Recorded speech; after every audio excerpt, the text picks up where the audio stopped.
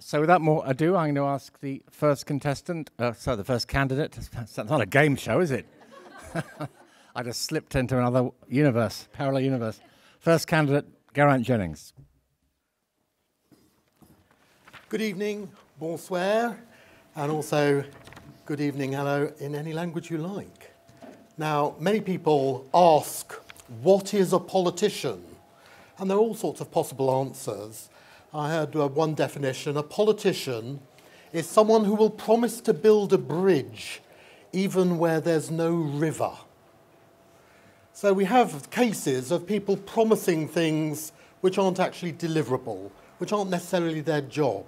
And I've noticed some candidates, perhaps in this district, in other districts, in other parishes, standing island-wide, promising to do things for which they don't actually have any responsibility, or perhaps shouldn't have any responsibility, because I believe in a balance between the parish and the state. Having been elected to serve in the parish for many years on the Roads Committee, our equivalent of a council elsewhere, and for the past 2 years as Procureur du Bain Public, looking after the financial and legal interests of the parishioners, I've come to believe that we need modernisation in the municipality, and things should be done at the proper level so they're done most efficiently. Small decisions like alfresco permits, changing the designation of parking spaces, sorting out cross-town cycle routes, putting in crossings, all that's municipal stuff which should be dealt with at parish level, and your elected parish officials should have the powers to carry that out. So I believe in bylaw making powers for the parish of St Helier, so the parish can be efficiently administered. But I also believe that powers should be carried out and implemented more efficiently at state level. Ministers at the moment are clogged up with municipal trivia, like these decisions which should be made at the parish. And they're not actually implementing the strategies, bringing the laws up to date, looking at the bigger picture, being efficient, and most importantly, actually working with the parish. It's a disgrace when we have ministers who are interfering or stopping the parish doing what the ratepayers have voted the money to do, the projects that they've actually approved, and then just not meeting the representatives of the parish. So we need people who understand the parish in the state, who can ensure that the laws are properly scrutinised, that things are allocated efficiently at the right level, and we are actually building bridges where bridges need to be built between the parishes and the state, and especially between St Helier and the ministers. I believe in building bridges from one area to another, bridges between communities, bridges between the town and the countryside. Everything should have a balance. Where we have links, it's important that everything's working properly. Now, St Helier actually has an awful lot of countryside. St Helier District number 2 goes right up to Trinity, and we have cows, we have fields, we have potatoes. We now have hemp. So that's actually quite an interesting situation that we have. But building bridges is important, because we need to build bridges to the future, changing our dependence on energy, on plastics, on resources, looking towards a nuclear-free future and working together. Thank you very much. Merci magnifique. Thank you. The next candidate is Bernie Manning. Thank you for taking the time to come into tonight's hustings. I was born in St Helier, where I've lived for most of my life. Some of you may know me as the chairman of the Millennium Town Park Group or from the Honorary Police. I'm an active member of the community who regularly attends most parish assemblies.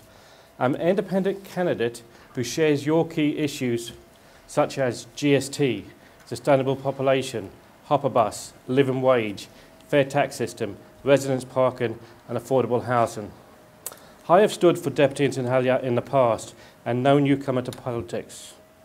I'm committed to working towards a vibrant and safe and pleasant town for residents and visitors alike, and a fair, prosperous, caring and sustainable future for all. I'm not in favour of the goods and services tax, But until we find an alternative revenue stream, GST will need to stay. However, I would like to see GST removed of food and other essential items as soon as possible. The lack of parking in St Helier is causing difficulties for visitors and residents of St Helier, which needs urgent attention. I have some ideas on that, but unfortunately it will take too long to actually go through everything. The state should help to make the dream of home ownership become a reality for as many as possible. We need greater access to affordable accommodation. This may involve developing further home ownership schemes to help get people onto the property ladder.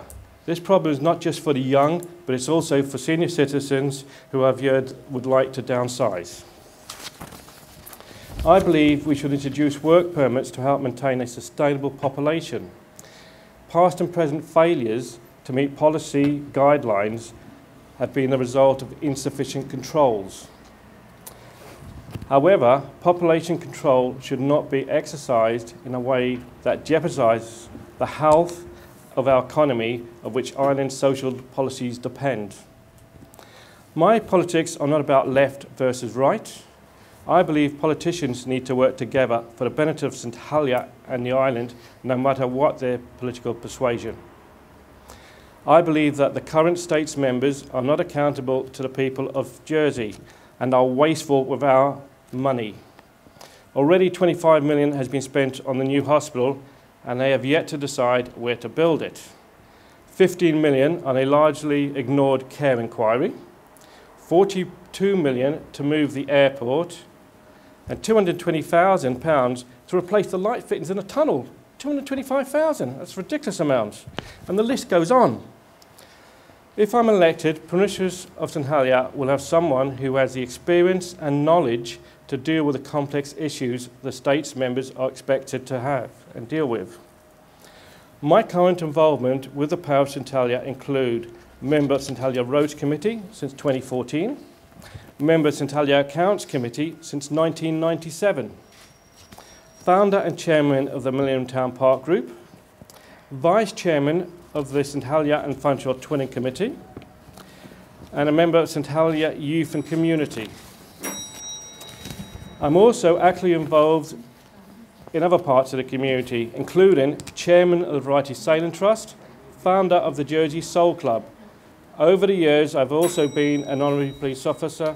Thank you very much. That's quite a lot. We'll stop you there. Now we'll go to Jeff Southern.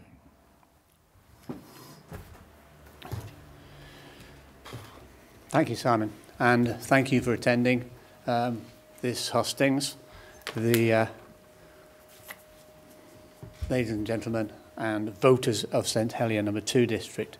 I've been your deputy now for some 17 years, and I still want some more. I must want my head feeling, I think, pumps feeling. And I've shown myself to be dedicated to you, not only in the house, but outside, when I will accompany and help people in their dealings with social security and in homes, etc.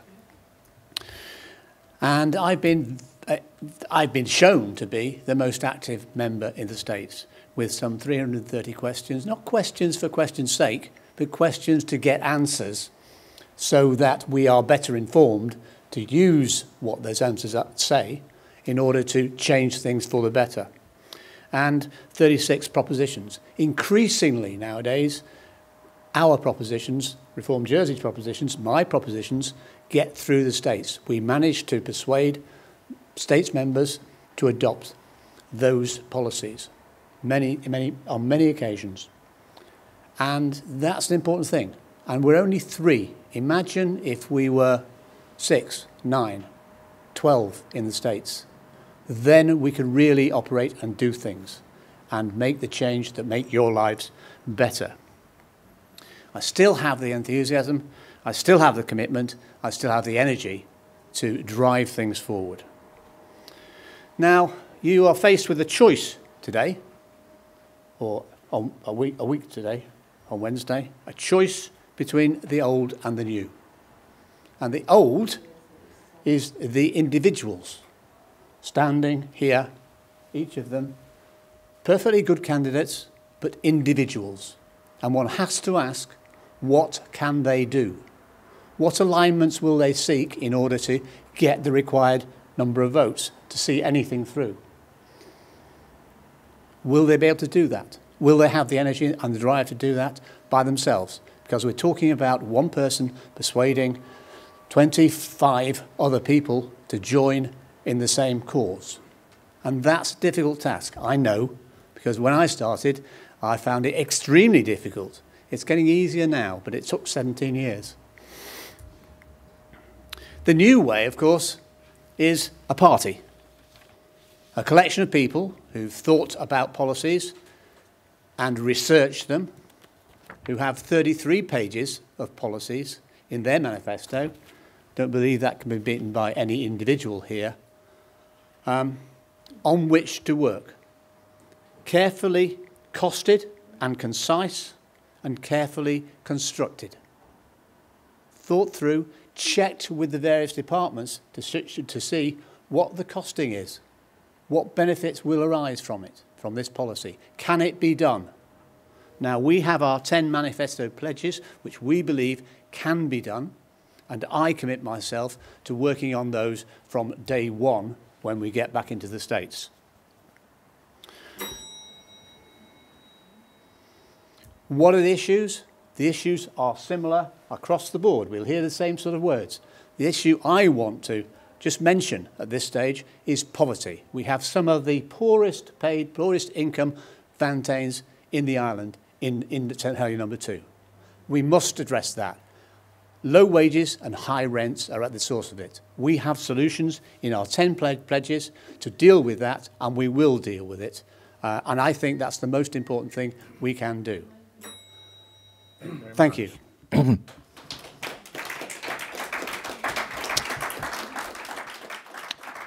Next candidate you're going to hear from is Linda Dodds. Good evening. Welcome here tonight. This is my very first time standing for election, and I think it's important that I share some information about my background and what I would bring to the States. I initially trained as a mental health nurse before raising a family. I subsequently went to university and gained an honours degree, majoring in social policy.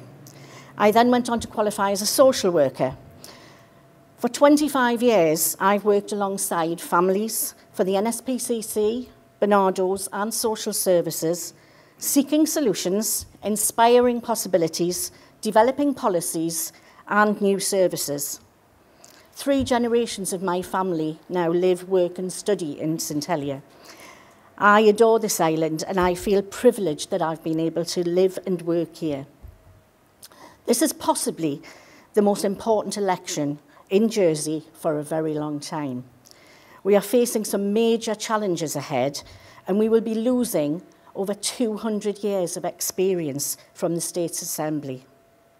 I've always had an interest in politics, and I've become increasingly concerned with the cost of living, effectively managing our population, the difficulty many residents in St Helier have in finding suitable housing, but mostly with ensuring that our children are placed at the heart of our policy making. I'm committed to ensuring that the recommendations of the care inquiry are implemented and not shelved like so many plans in the past. My life has been devoted to working with others, to find solutions, and I'm committed to finding common ground and aiming to inspire possibility in others. My professional and volunteering work has given me a unique insight into many of the hidden issues people face. Social isolation, disability, and mental health issues can be invisible to others, and I strongly believe that our mental health services are inadequate and overstretched, particularly for young islanders. This cannot continue. We are still failing our children and young people. The pressure on children, young people and teaching staff has grown to a level where it's affecting well-being. We see increasing mental health issues, self-harm, stress, as we become more focused on testing knowledge than enabling children and young people to develop a lifelong love of learning. The numbers of our young people who are experiencing significant mental health issues continues to increase, and those affected are becoming younger. We need to organise and engage more closely with our society, bridging the gap between Jersey's government and the rest of the community in order to share our aspirations for a better way. I'm committed to working cooperatively, using what I've learned to be of service to others, and my aim is always to find consensus and find positive solutions. We've heard said that individuals can't make a difference. I'd challenge that view. Indeed, I'd suggest that all change begins with an individual. Identifying a shared purpose, creating a solution-oriented discussion, and developing consensus. That's the way all change is instigated and is the basis of innovation. Thank you very much.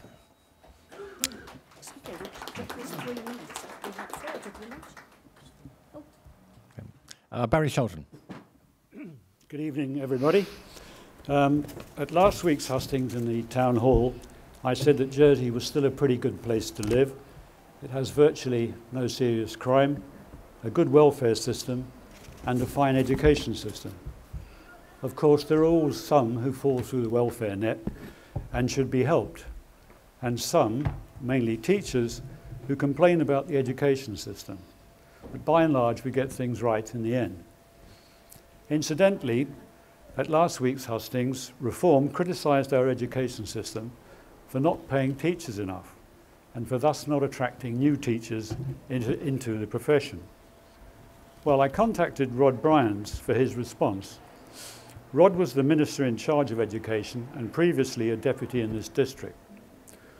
Rod Bryans says, and I have no reason to disbelieve him, that teachers in Jersey, across the board, get £10,000 per annum more than their UK counterparts. He says that 40 newly qualified teachers were recruited last year, mainly returning Jersey students, the highest rate ever, beating, for instance, the Isle of Man and Guernsey. That published GCSE and A-level results were up, that there were more homegrown heads of schools, etc., etc. Not quite the failure that reformed teachers imply. Of course, things do go wrong in Jersey, and to correct them usually requires extra funding. Again, this won't come from the reform proposals to take from the haves, who wouldn't vote for reform anyway, and give to the have-nots, who they hope might. Last week at the hustings, Rob Ward said about reform's tax proposals, and I quote, "Higher earners will pay slightly more." Let's examine that statement, which is also incidentally included in Reform's party manifesto. Reform's proposals are that a higher earner's rate of tax will go up from 20p to 25p in the pound. That in itself is a rise of 25%. Reform also proposes for higher earners to raise the ceiling on social security contributions.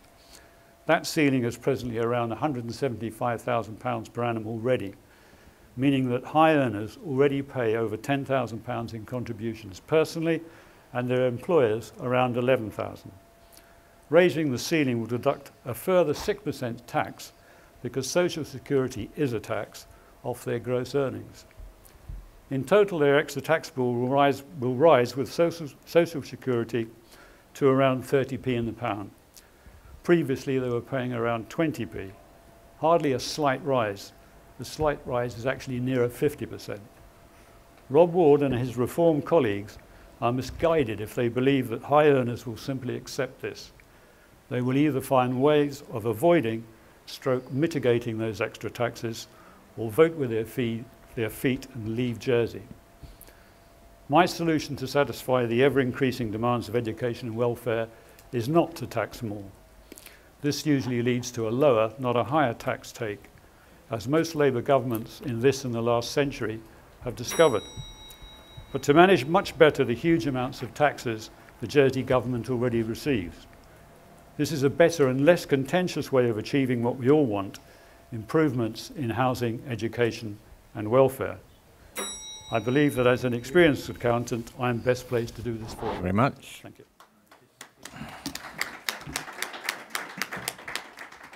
Now, Rob Ward. Thank you very much. My name is Robert Ward, and I'm very, very proud to stand as a Reform Jersey candidate for Deputy of St Helier No.2. As an experienced teacher, a head of department, a parent and president of the Jersey Teachers Union, I'll bring a wide range of knowledge, education and skills to the State's Chamber.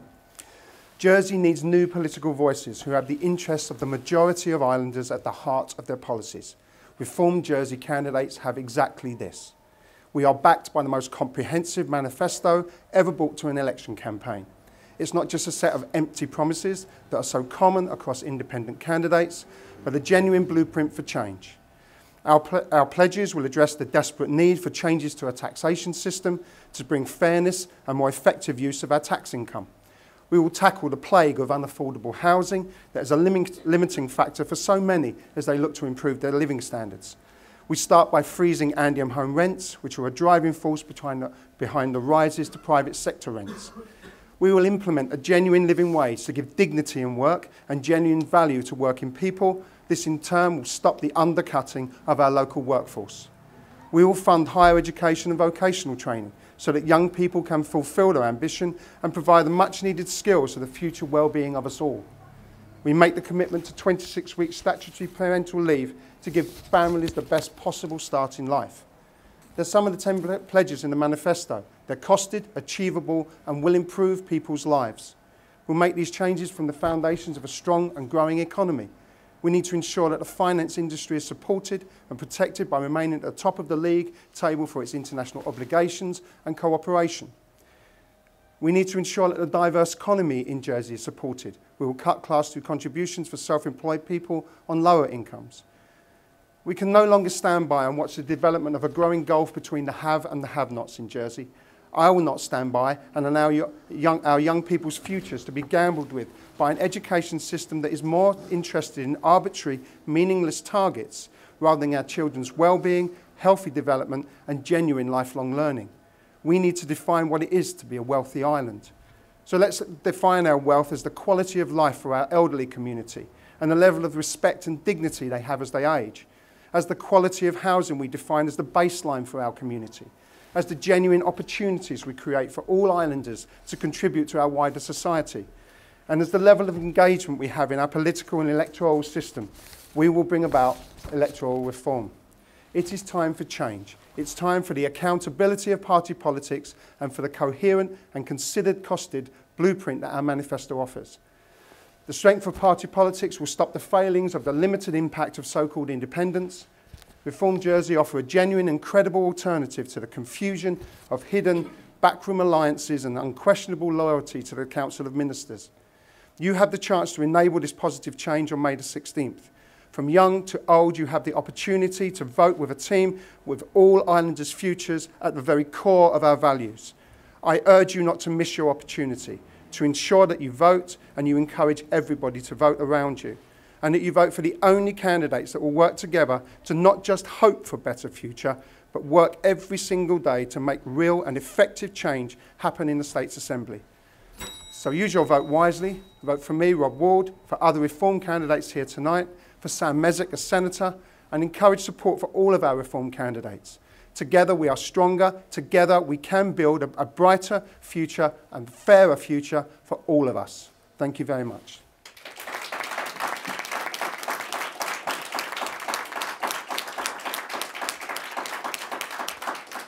Thank you.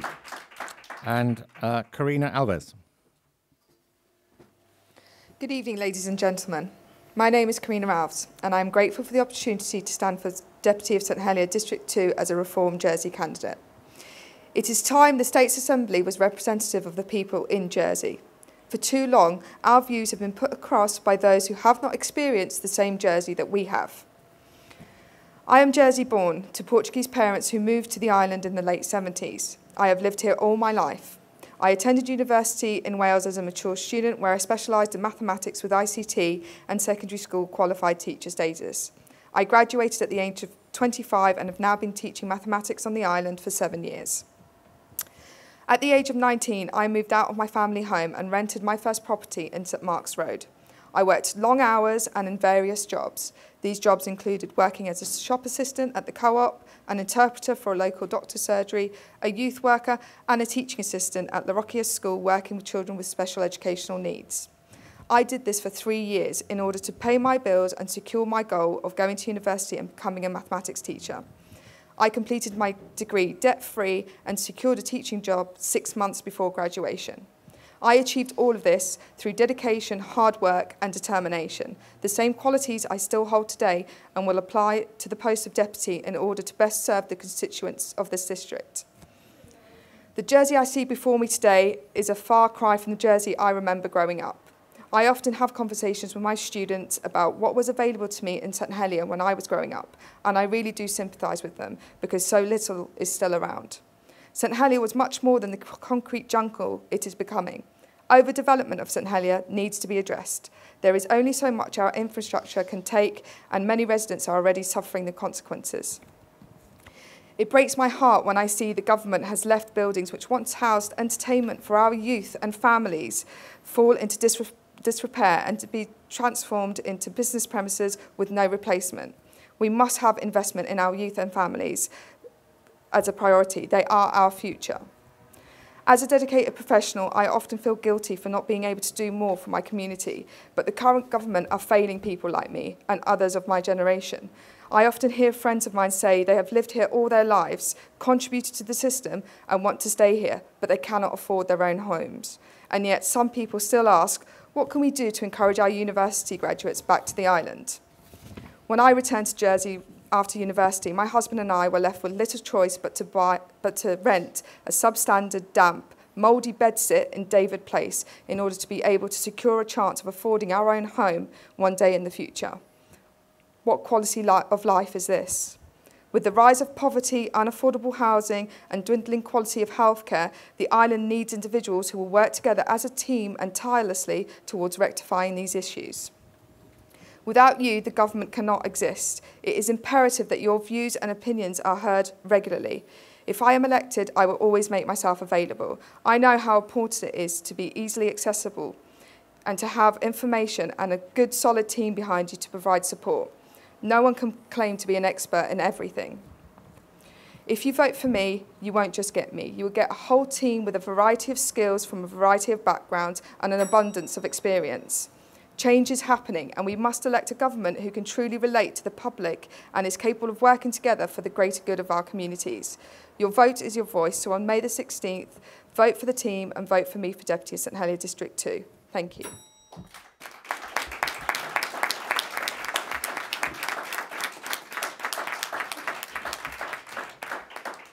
Thank you to all the candidates for their opening speeches. We're now going to take questions. We're going to go in the same order, so GERAINT will go first, but then he won't have to go until last when we do the next question. So we're going to need the first pair of questions from you, the voters. Start with Mr. Pearce. Microphone, I thought I could start. The candidates are standing as representatives of the parish of St Helier. Notwithstanding party alliances and personal desires for more parish autonomy, how do the deputies or the candidates feel about working together with the constable as 10 deputies and the constable as a block to achieve things for St Helier? Thank you very much. And do we have another question? We're going to do them in pairs. The gentleman behind you, that's Kevin, I think. Hi, I'm Kevin, resident St Helier. It's just a question about skate parks. What are your opinions on the proposed sites for the skate park, considering one of them's in this district? And are you in support of it? Thank you very much. So the two questions are working together to achieve things for St Helier, and your opinions on the proposed skate park sites, including the one just across the grass there here at Springfield. We start with Mr. Jennings. I think we have, how much do we have? Just remind us. 2 minutes. 1.5 minutes. Thank you for the questions. Obviously, I have experience in the parish of working with the Connétable, with my fellow Procureur du Bien Public, with members of the Roads Committee, and those deputies who actually involve themselves with the parish administration. It's notable that some people who stand and represent St Helier are never seen, say, at parish assemblies, or turn up to represent constituents at Roads Committee, or turn up to meetings. And others do. And so I definitely notice from the parish side a different level of commitment. And I think that I would definitely want to, as deputy, continue working with the parish, but also ensure there is a devolution of powers, there's a proper demarcation, and everything's been done at the proper level. So the parish can kick things up to the states can kick things down to the parish. On the skate park, obviously in the parish we've been involved looking at potential locations, the lower park, St Andrews. I've been supportive.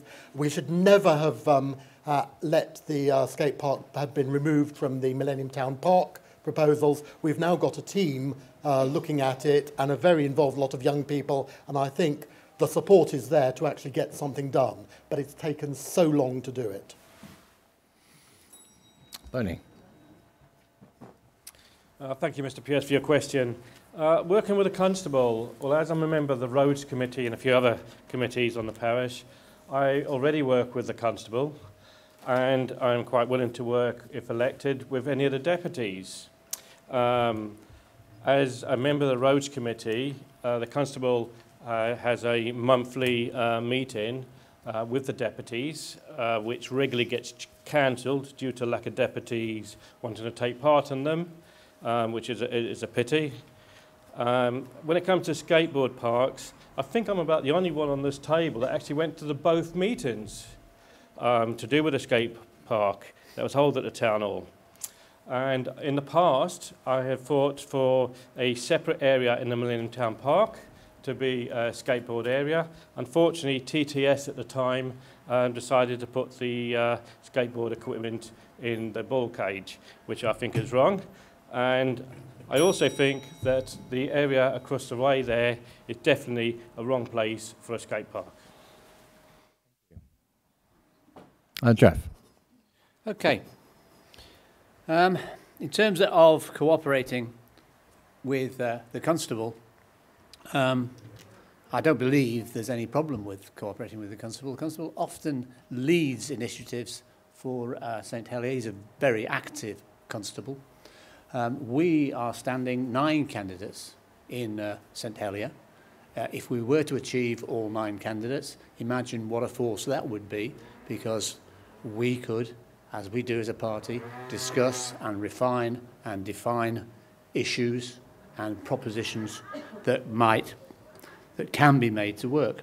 For example, one thing immediately comes to mind, and that is the sudden and arbitrary abandonment of the Midvale Road scheme, which was designed to ameliorate traffic down Midvale Road, been abandoned just like that. Ministerial decision, finished.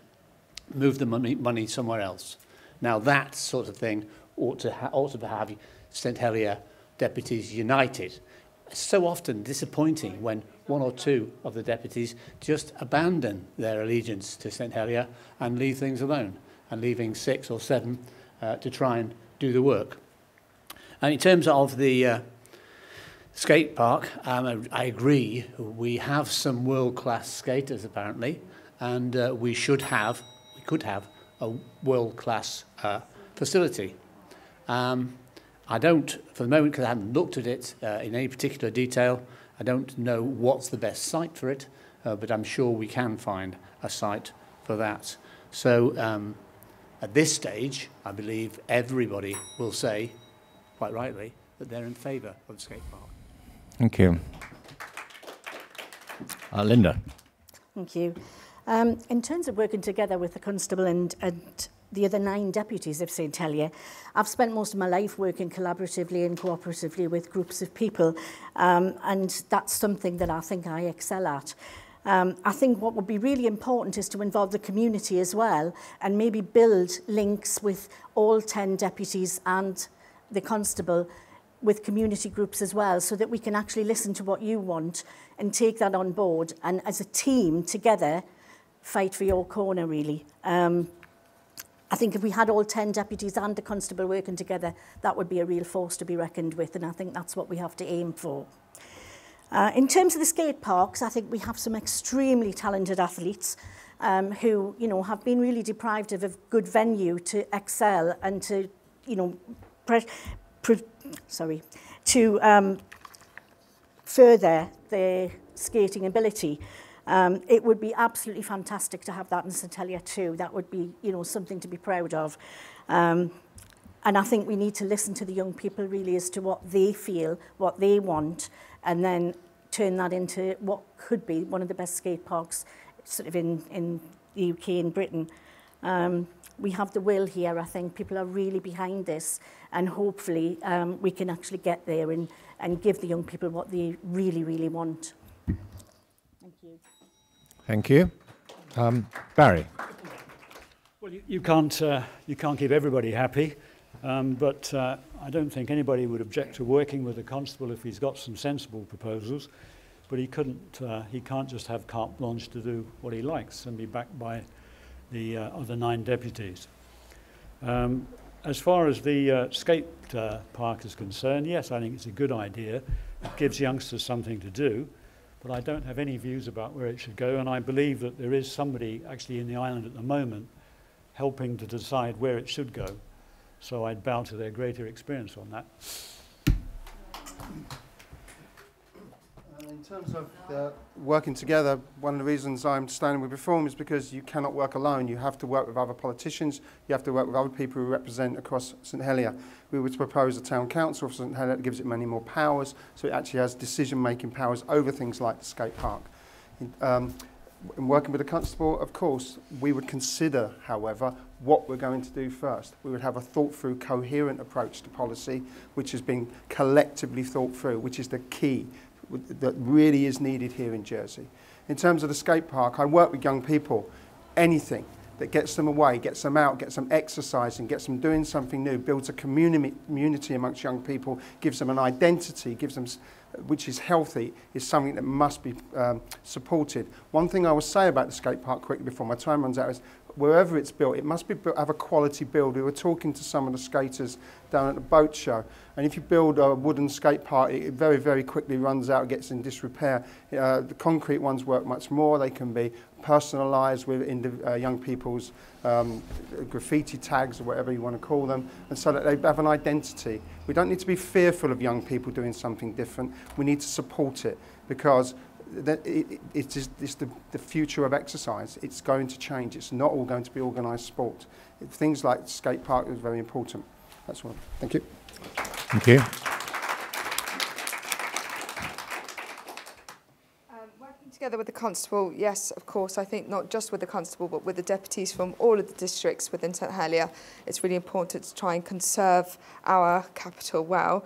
It is actually in our manifesto that we'd like to set up a municipal council to allow residents to have a bigger voice and a bit more of coherence. Oh, sorry. With regards to the skate park, of course we support it. Anything, like my colleagues say, anything that gets children out and enjoying fresh air is going to be good for them. It will improve educational outcomes as well, as we heard at the sports talk the other day. Ideally, I'd like to see it all weather. I think if you're going to do something, you need to do it right. And if you make it outside where it's going to be open to the elements, it's not going to be accessible to everyone all the time. I know that a lot of kids find it difficult to find something to do that is accessible and cheap when the weather's not very nice. So it definitely needs to be all weather, and it needs to be durable. Thank you. Thank you. Well, hopefully that's warmed everyone up. Now we need 2 more questions for our candidates. Who wants to ask a question? Otherwise, it's going to be quite a short meeting. Yes, gentleman in the front. The microphone is on its way to you. Thank you. I'm Chris. I just wondered what the candidates are going to do about the appalling mental health system over here. Thank you. And a second question.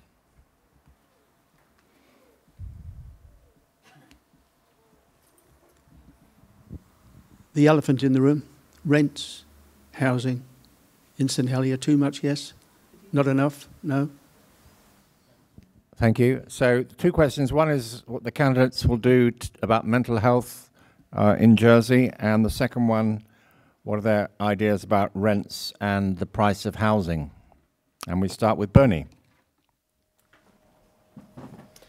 Thank you for your questions today, Chris. Mental health. Well, at the moment, the states are putting proposals together to have a dedicated mental health unit up at Overdale. And unfortunately, as I'm not already in the States, I'm not a fan of what they're planning to do up there. But I do believe we do need to spend a lot more money on mental health.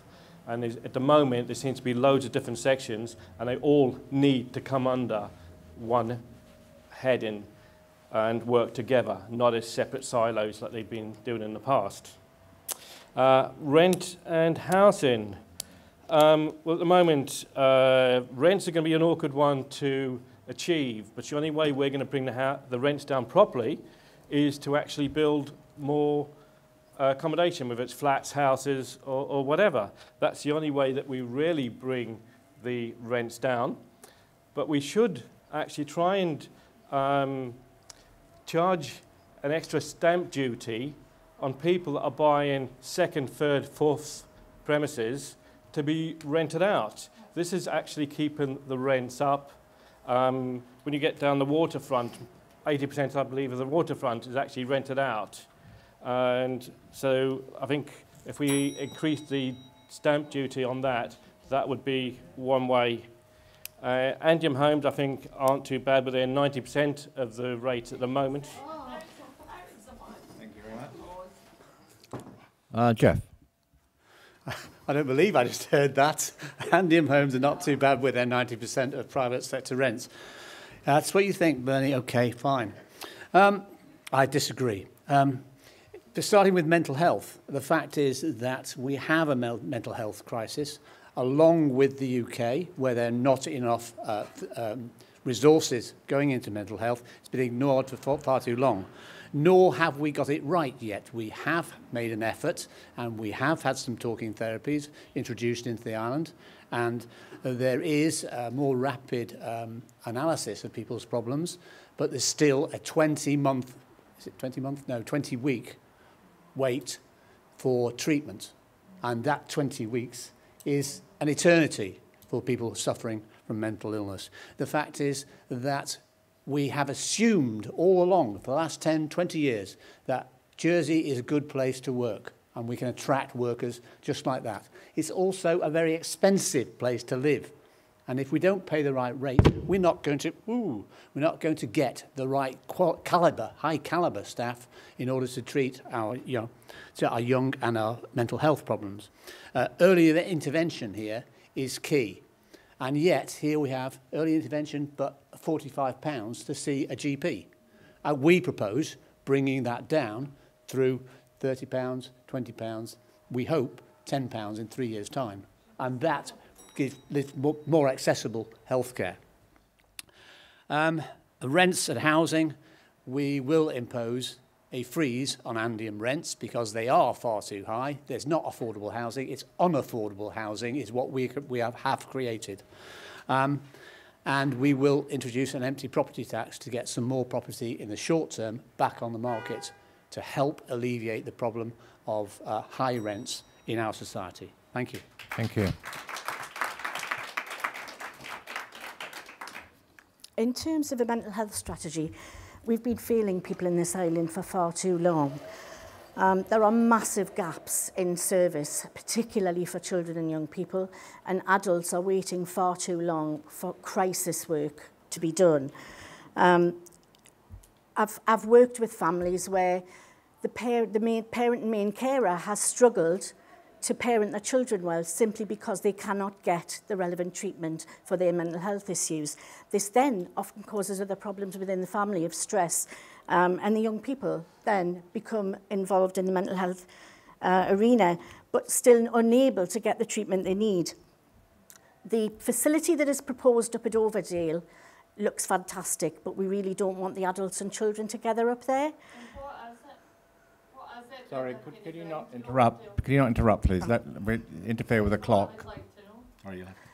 Sorry. And apart from separating those services out, because we really don't want those together, I think we need to train more mental health professionals in Jersey. We also need to look at the level of staffing because they are way understaffed, overworked, and they cannot provide the services that they want to. We really need to give it a priority because we are failing so many people, and it has such a knock-on effect in all of society as well. We really can't continue the way we are, and we have to get it right. If they're going to put 43 million into that, then we have to. In terms of rent, Andium's 90% is absolutely ludicrous. It's based on the private sector, the average in the private sector, and that doesn't work. It should be reduced to at least 80% in the first instance, and then we need to look at just how many people are in housing poverty. The average recommended, is 30% of salary in housing costs. Thank you. Yes, please don't interrupt the candidates because it makes it difficult for our timekeeper to adjust the clock. Mr. Shelton next. Yes, I'm afraid that I'm not an expert in everything. I don't really know a lot about the mental health problems in the island, although we're told that there are many. And if that's the case, then presumably the new facility that's proposed will help out. And I'm sure that Linda here knows a lot more about it than I do. As far as housing rents are concerned, yes, I would like to see, funnily enough, a freeze on rents at Andium until we can all work out exactly what Andium is doing and where they think they're going in the future. And as far as getting on the housing ladder is concerned, one of the problems with housing is the fact that there's so much immigration in the island. There's always pressure on not only rents but also on buying properties for youngsters. And there are a couple of things that we could do quite cheaply. One is for the states itself to guarantee the deposits for young people who can't afford to raise them themselves to buy a house.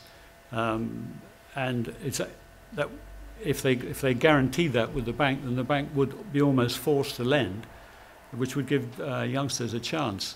And that would be at no cost to the states unless the youngsters defaulted on their loans, which in Jersey is very unlikely because the mortgage cost would be no more than the rental cost for most young people. Thank you. Okay, a minute and a half onto the most telling issues. In terms of mental health, it's actually 1 in 4 people affected by mental health issues in long term. Let me help you with that. And we need to address those issues. It starts with families, it starts with young people in schools. We cannot have an education system that is so data-driven that it puts young people under so much pressure with high-stakes exams, which they believe that if they fail, they are a failure, and that is not the case. So we need to start there, and we need to support families to begin with. But we need to address the root cause of mental illness, which are things such as poverty, poor housing, and a poor work-life balance. Too many people are having to work unmentionable hours just to make ends meet, and we cannot continue and do that and have a healthy society. We need to look after their well-being that way. In terms of housing, I could talk to you for an hour because I've done a lot of research into Andium homes. The move to 90% rates was a political move to make Andium homes match the private sector. So then they could raise your rents by inflation plus 0.75%, which was an absolute scandal. As those rents go up, the private sector rents go up, and there's a private sector going to go up because of that political move, Andium rents go up. And so you have an upward spiral. The only way to stop that is to freeze Andium home rents, hopefully bring down the pressure on private rents, and then take direct action to try and move those rents downwards. We cannot have people paying 40 or 50% of their wage in rent alone. You cannot survive, have well-being, have good mental health under those conditions. Is that the first bell? Oh, that's the bell. There we go. Thank you.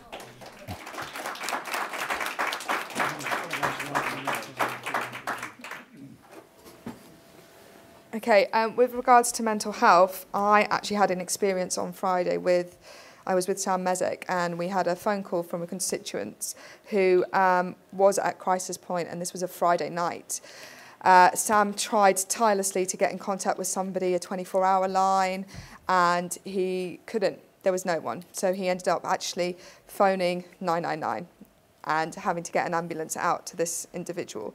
Now, that's putting strains on resources that potentially that ambulance could have been used elsewhere for somebody in a more, I don't know how to put this, in a different situation that could have been really life-threatening.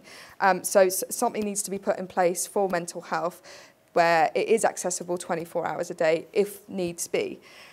With regards to accommodation, I think we need to regulate it. The regulations, aside from everything else that's already been mentioned, rent freezes, yes, absolutely, but there needs to be regulations. We need to ban letting fees.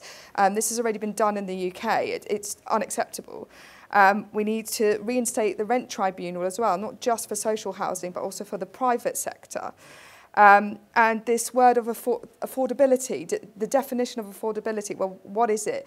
If you think the median wage at the moment is £30,000, banks will only lend you 5 times your wage. Well, that's £150,000. If you're a single person, what can you buy with that?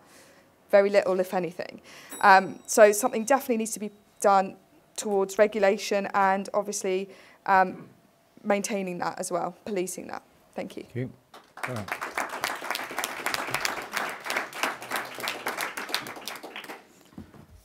Mental health isn't somebody else's problem. It can happen to me. You can feel down, you can feel depressed, whether because of living conditions, whether because of work, whether because of physical illness affecting your mental health. Everything can happen either to yourself or to a member of family, and it's something we need to work together to achieve. As Linda said, with the best facilities. As I think Rob said, it's important to have the right balance of work and life. It's also important to have the right environment, so people aren't under pressure and stress of urban living, that we have enough space to live in as amenity, we have enough parks, we have activities, so all the policies are working together and coherently, so we're actually working towards mental health.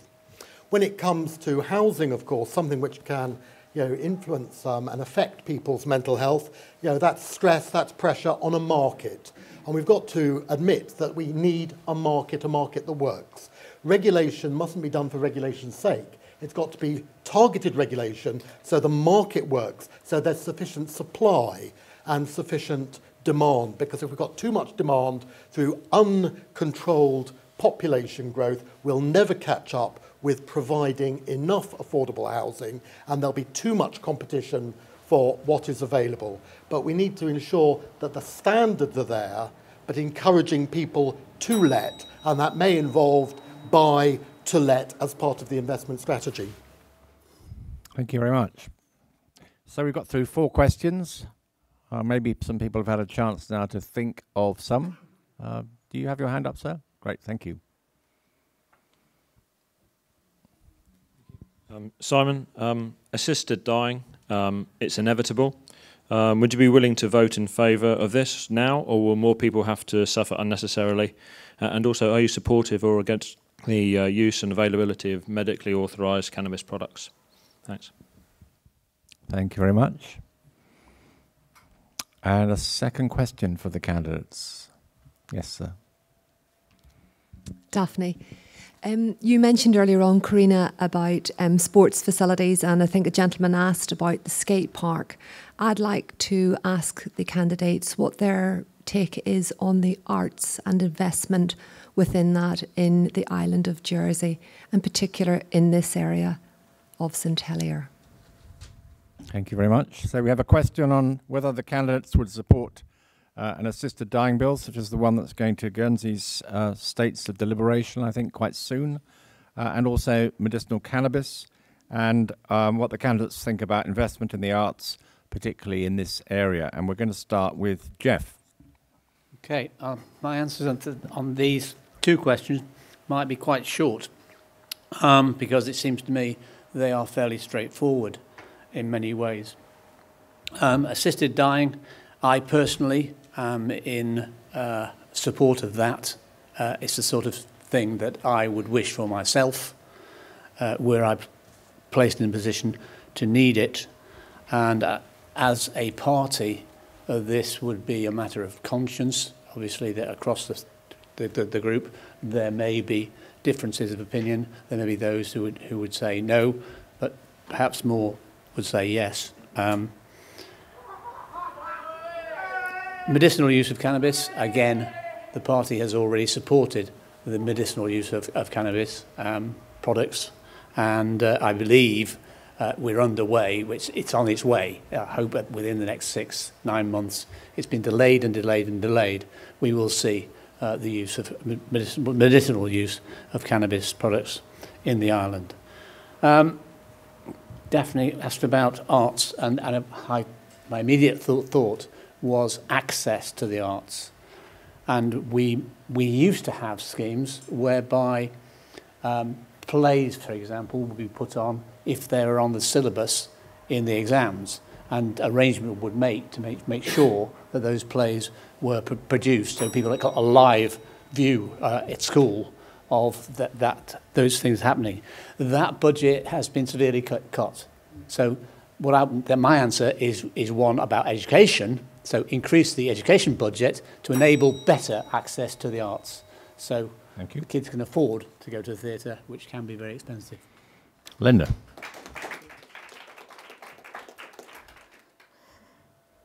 To answer your question on assisted dying, I've had lengthy discussions with the family who are involved in the current publicity, and not only have I said I would support it, I would be very happy to propose it if I'm elected to the States. During my nursing time, I became aware really that people do tend to think that they would like what is commonly termed as a good death, which would normally for most people be pain-free and amongst their loved ones, wherever they feel safe.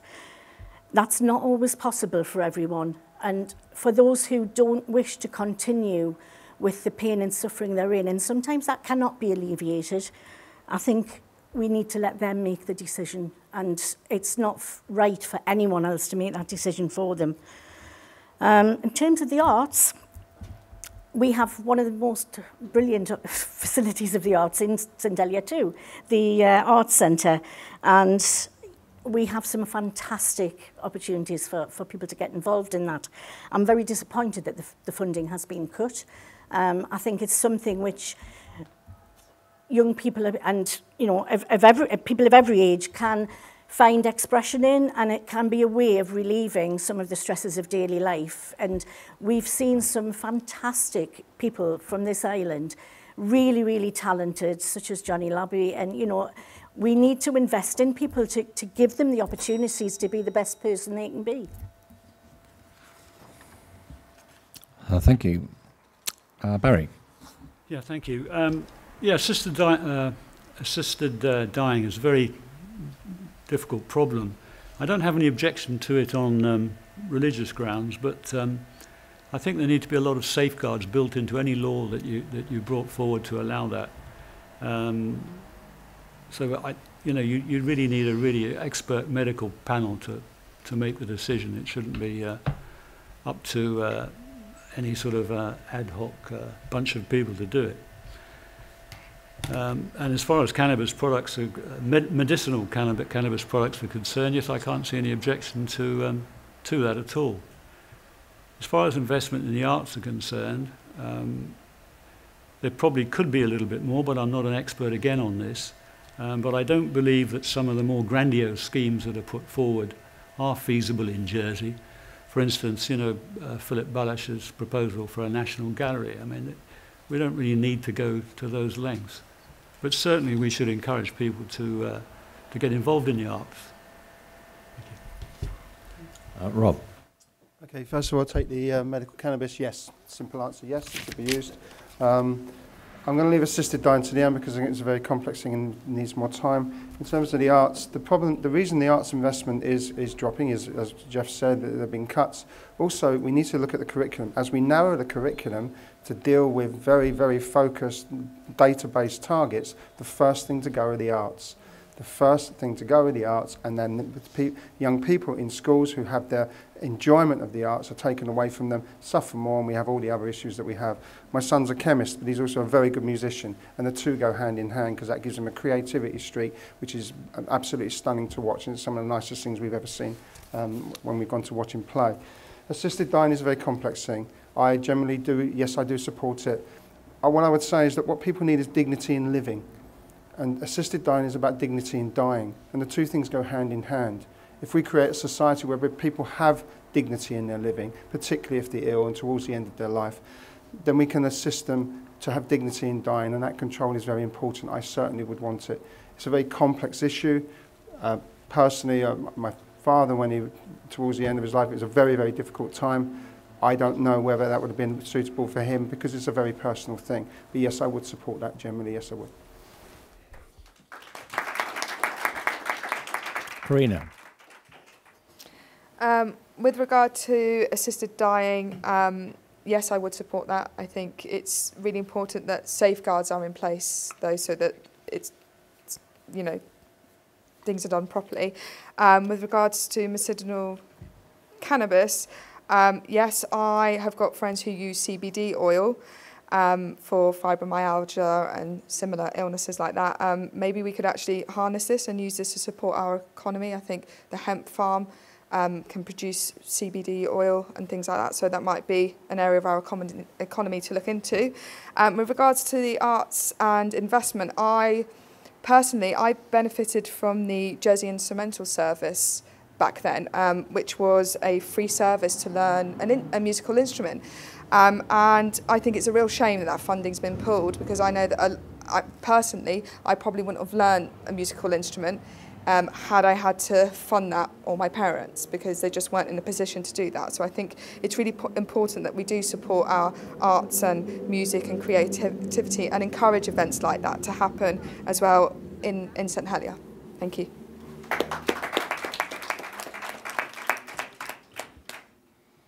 I've long supported assisted dying when it was much less of a positively viewed thing than it is today, because I believe you should have control of your own dying.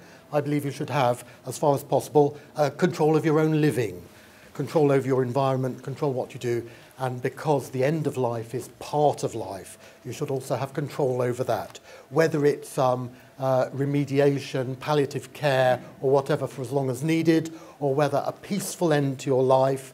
That is what you deserve for the life you have lived and the control you have had over it. But there must be safeguards, not assisted suicide, for terminal illness, judged by appropriate medical authorities. And I think for a safeguard, it might be appropriate to have some sort of judicial overview of the medical decision to ensure there's been no influence, that the capacity of the dying person is fully respected.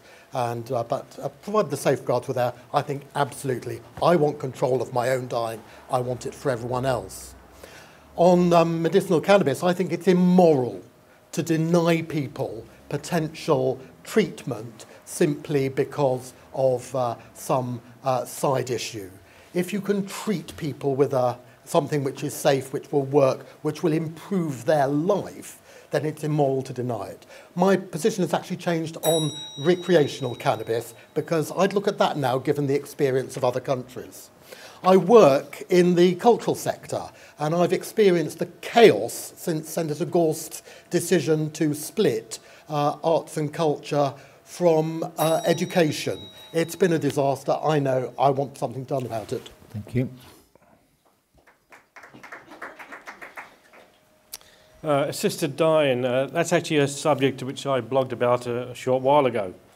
I think it's a complex issue, and checks and balances need to be put in place, but I am all for assisted dying. Cannabis, yes, for medicinal purposes. I can't understand why laws haven't really been put in place for this. It's crazy. This should have been done years ago. Arts, unfortunately, like I say, there's nothing this end of St Helier. And unfortunately, there's not a building suitable that, apart from maybe adapting Springfield. But we have got St James's Arts Centre, which is quite a good place, plus the Arts Centre. But I think the arts need to get together. We've got Fort Regent, which puts on shows. We have the Opera House and the Arts Centre, the main three places. But they don't work together. You try booking sometimes something at the Arts Centre that you can't get through, or you can't get through to the Opera House. They should have one big system where you can just book whichever venue you want. It's crazy that they're all working separately. If they work together, it'd be more cost effective. We might be able to drop the prices of the different shows that are put on, which would be benefit for everyone. Thank you. Thank you. Well, we're having a great list of questions, lots of important topics. Let's not stop now. Yes, lady over there. Hi, my name's Leah. I wanted to know the candidates' thoughts on workforce modernisation. What were the downfalls? What could be improved? How could things be done differently? Because personally, the treatment of civil servants and states employees, in my eyes, has been quite disgusting. And a second question. Yes, please.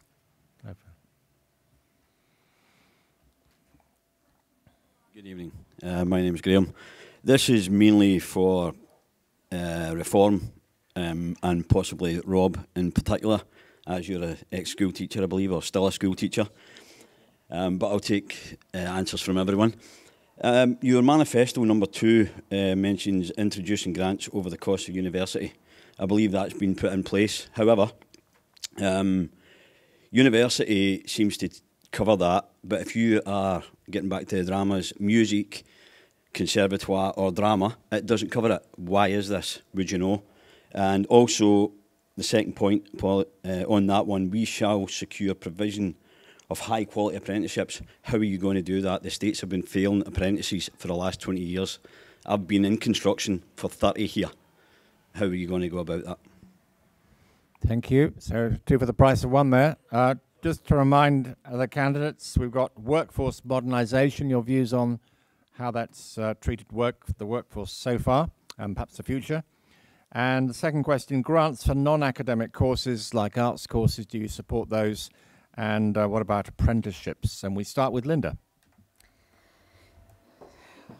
The workforce modernisation was a disaster from the start. I was still working for the States of Jersey when it first started, and many of us were telling them that it just wasn't going to work. They weren't listening to how inaccurate the job descriptions were, how inaccurate the whole system was going to be. And obviously it's proven now that people are not happy with it. You cannot have people doing the same job in the same team being paid different wages. It just can't work.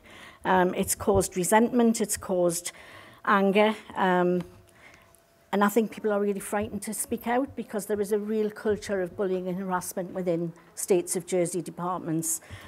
So I think Charlie Parker has a real job on his hands. I have great faith in him, what I've seen so far, but I actually think the workforce modernisation has caused more problems than it was ever going to solve. In terms of university grants, I am very, very supportive of having a university in Jersey. I think we could have some specialised university areas. I think that would enable more mature students to access higher education. It would also enable more young people to stay at home and not have the expense of going off island, because grants is only part of it really.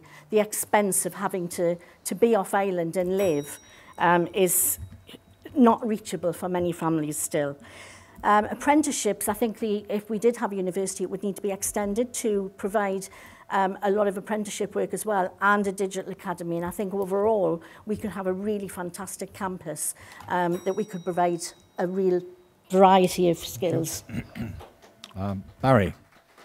Well, I assume the question about workforce modernisation was asked because the questioner didn't agree with it. I've never worked for the state, so I don't know much about workforce modernisation. I assume this new man is is going to be part and parcel of it, and we'll have to give them a chance to try and sort it out. Other than that, I have no opinion, so I can't agree or disagree with the lady.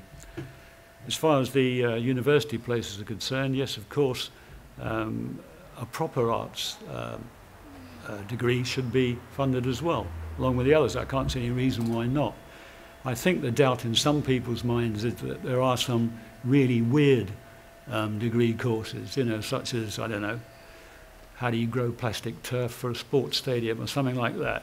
And that's why people are uncomfortable with things which are not, you know, English or science-based.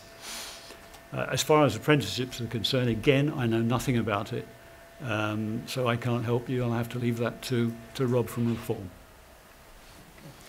Thank you. Nice to see you've said all night. That's okay. Well, again, let me inform you, workforce modernisation was set up for equal work of equal value, and it was an utter disaster.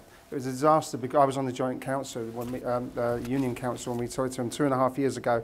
You've taken a model from the health service in the UK and you've tried to apply it to the whole of the states of Jersey, and it will not work. And we kept saying it will not work, and it will not work, and it will not work. And lo and behold, it did not work. And it is endemic in the states, at the top of the states, and those who are trying to lead a apparent change. They do not listen to frontline workers who know where the savings are, know where the economies are, and know how to do the job effectively. Instead, they employ consultants who have no links with Jersey at all, are coming to seeing Jersey as a cash cow, taking their money and then leaving because they have absolutely no loyalty to what's going on here and don't really care about the services they leave behind. I would be very wary of Charlie Parker. His record is not as marvellous as you think. And remember, the savings he's made already has been spent on the consultants that he's brought across with him. So I think we've got to be very, very wary, and we need to consult frontline workers. In terms of university grants, I believe that university access should be free for all of our children because it gives them the best start in life. There are a number of courses, and I would support arts courses as well. Education in the arts is vitally important for our society as a whole. We do a lot of training on Ireland, for example, with nurses, and Highlands do an enormous amount of work. One of the issues with nurse training, I've only got a minute and a half, I can speak for so long. One of the issues with nurse training is if you go over to the UK to get some experience, you've got to pay 2 lots of accommodation, and that can stop people actually doing it. We're not going to train our nurses, we're not going to address the immigration issue unless we deal with that issue, and that's where the funding needs to go. It needs to be focused and it needs to be intelligent. About 10 seconds on apprenticeships. There's a lot. Highlands College again is, I think, really got to be funded. And sorry, I've run out of time. I'll talk to you afterwards.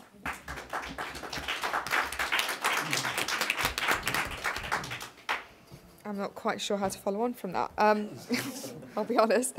As quick as I can. Other than, yeah, everything that he said. Yes, they can. Yeah. Yes. The clock, please restart the clock. Thank you. Sorry. Yeah, so with regards to the workforce modernisation, we need to reopen negotiations, make sure that we're consulting with the workers. I think the cuts to family nursing was disgusting, if I'm honest. We lost a lot of experienced nurses who have now probably gone into other industries. And that's going to be to a detriment to our elderly and our population with disabilities and things like that. So I think we really need to treat the workforce with respect, and we should be leading the way in that respect. With regard to education, obviously we back, we've got all fees covered. Grants, I think there should also be a loan system in place as well, which I think there was at one point, but that's been taken away. So I think that needs to be reinstated. With regards to high quality apprenticeships, I think there needs to be more encouragement for mature students with families, people who want to seek retraining in other industries, which I believe isn't quite to par at the moment, especially if you've got children. So yeah, that's it. Thank you. I speak as a victim of the incompetence of the current and hopefully for not very much longer Council of Ministers with reorganisation. Of course, they shifted culture out of education. It's been chaos ever since. For arts organisations, they haven't been able to assure the payments for the work which is supposed to be carried on. More modernisation. It's just been upheaval after upheaval, and I have no confidence that the new plans, where culture, for example, will be subsumed in an enormous growth department, will actually lead to any proper treatment of anyone at all. A university for Jersey might be a good idea, but I worry about the costs of accommodation and the knock-on effect of accommodation there. That will have to be balanced if it's to provide the economy with the skills it needs.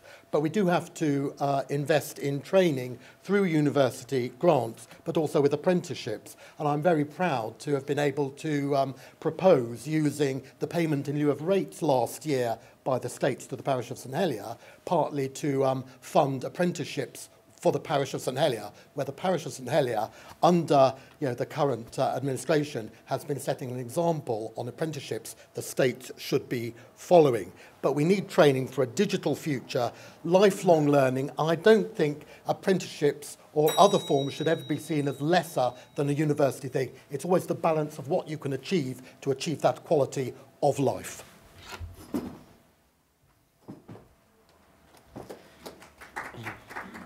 Workforce modernisation, as I don't work for the states, I've not been privy to exactly what's going on, but from what I've read in the JEP, they seem to be making a right muck of it. I know one of the departments that they took their funding away for was family nursing, and as I've used that in the past, I think it was a big mistake. Park has now put these grand schemes together, and I think we need to give him a year. It could be a new election, new candidates coming in after next week, and I think in a year's time we should have him in front of everyone and explain exactly what he's done, and if he's not done what he's meant to have done, he should go. Grants for universities, music and drama. To tell you the truth, that's an area I've not actually looked at, as music and drama. But if we're going to give grants for university, maybe we should do for music and drama. But what we should do is have a cost analysis of turning Highlands into a university. We need a digital campus. It may not be at Highlands, it could be somewhere else where we have start-up businesses working and the students can mingle with actual businesses that they're working. And we also need to do apprentice schemes and work placements so that when children leave school, some of them are not academic, but they're good with their hands, they can go and work in a carpenter's shop, they can go and work in a garage. And I think that's the way forward with quite a few of our students.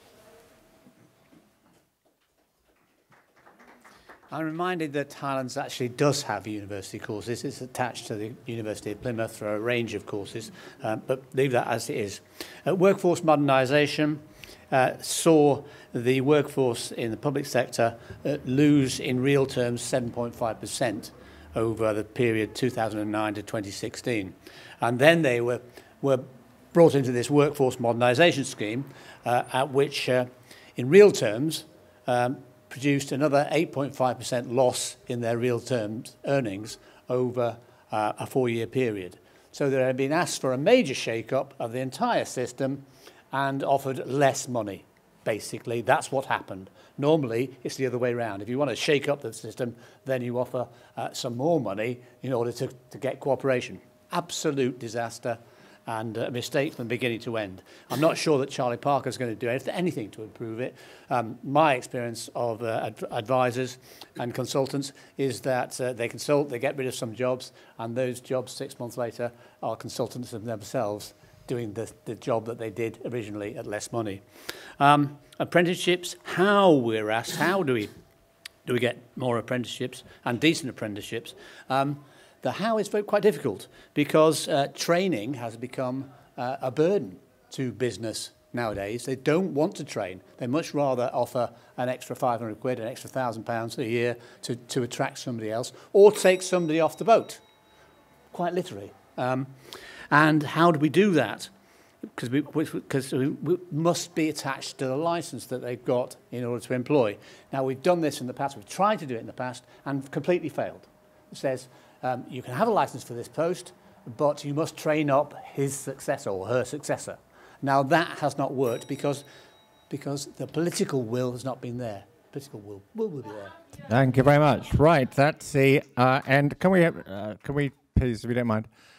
Thank you. So we've had answers to 8 questions. We're nearly at 9 o'clock, but I see still someone with a hand up. So perhaps we could just have one question for the candidates to take us up to 9 o'clock, and we'll give them about a minute each, if that's all right with the timekeeper. Candidates, happy to take one more for a minute?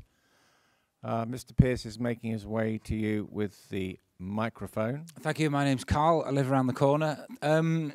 Parking aside some of the more general issues and island-wide issues, I'd just like to know what the candidates, what's the single biggest difference the candidates can make to those of us living in this district? Thank you. What an excellent question. What's the single biggest difference the candidates will make if elected to people living in this district? And we're going to start with Barry. Well, sorry, once again, it's a question I haven't thought about, and it's going to confuse all the other candidates as well, because you've given them nothing to agree with, and no money to spend either. I suppose the biggest difference you would make to most people is to try and get rents down a little bit, but there again, the only way you're going to do that is by controlling immigration and take the pressure off housing. That is the only really big difference that you could make in this area. I'm afraid that's a short answer, but it's the only one I've got at the moment. Thank you very much. Okay. Rob. Yep. I don't know if you need... Okay. Personally, it would be the fact that I am willing to speak up, and I always have throughout my time as a trade union official, representative of a professional body, and standing up as an advocate for young people that we teach and we want to see achieve. In terms of what we can do, there are 10 pledges. We offer you those 10 pledges. You can vote on them. I think one of the biggest things that we can do for this people in this area is to have a living wage, to take people out of poverty with a living wage, give them dignity and work, and give them the opportunity to make changes to their lives because they are paid effectively, at least for what they do. And it's one of the biggest issues that we have in this area, because there are lots of people living in poor accommodation, working all sorts of hours under the sun, and are trapped in that cycle of poverty, which we need to do something about. That would improve people's lives, because this area would improve as a society, and that's one of the biggest things. Thank you very much. CARINA. Okay, on a personal level, I think I'm in a unique position where I can communicate with more people than possibly the other candidates can, because I have a second language, which a high volume of the population in this district, as I've been going round, are Portuguese. And by giving them information and being transparent, and not just with the Portuguese community, I think with all communities, that's my main goal. And I've said it before, I think if we can raise the voter engagement this time round, I will be more than happy with that, because I know that I have personally spoken to people who have been on the island for 30, 40 years, have never voted, have never had any information about that. So I think just increasing transparency and having that information available to the people in this district is one of the key things that needs to be done. Thank you. Thank you. The longest journey sometimes starts with a single step, and I think some of the biggest differences can be made by things which are done which you don't see.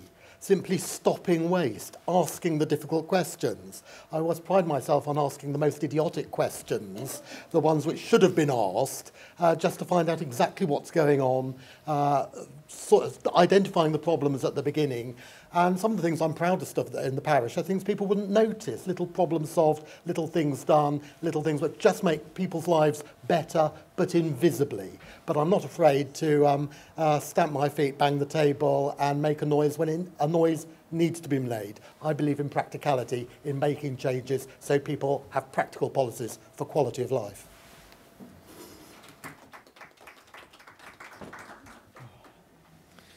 Single biggest difference.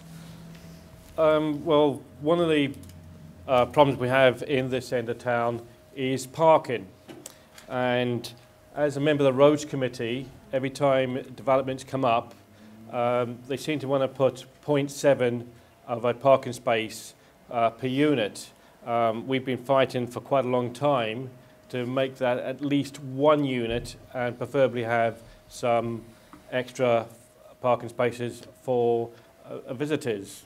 One of the ones recently which I've been voicing about is the Andy M. Holmes proposal at Robin Hood, where they only want to put about half a dozen parking spaces to about 30 units, which is way under. So if elected, one of the first things I'll try and do is actually get planning to agree that they have to have at least 1 parking space per unit of accommodation. Thank you.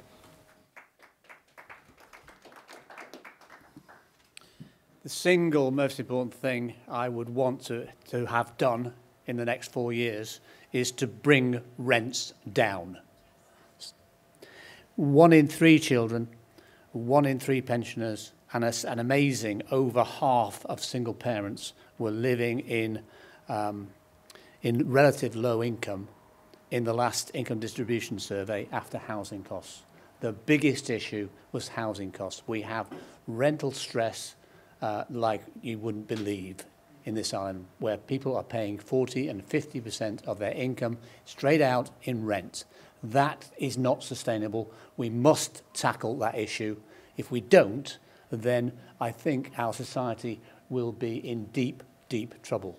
I would hope to be able to, and I will work to bring rents down. Thank you.